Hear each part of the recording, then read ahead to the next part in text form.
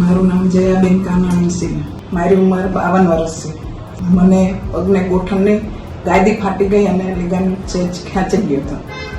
તો મેં ટ્રીટમેન્ટ 2 જગ્યાએ બતાવ્યું, મને ઓપરેશનનું કીધું, પણ અહીંયા આવીને મને સારું થઈ ગયું છે. ટ્રીટમેન્ટ પૂરી થઈ અત્યારે મને 95% ઉપર સારું છે.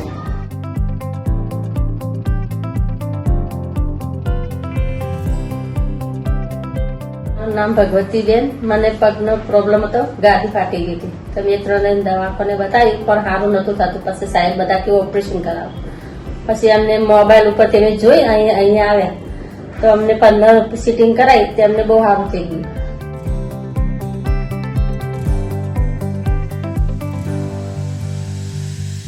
મારું નામ પટેલ હાર્વી છે. હું 14 વર્ષની છું. મને કમરનો દુખાવો હતો. મને કોઈ પણ ઇન્જેક્શન કે દવા વગર સારું થઈ ગયું છે 6 દિવસની સારવારમાં.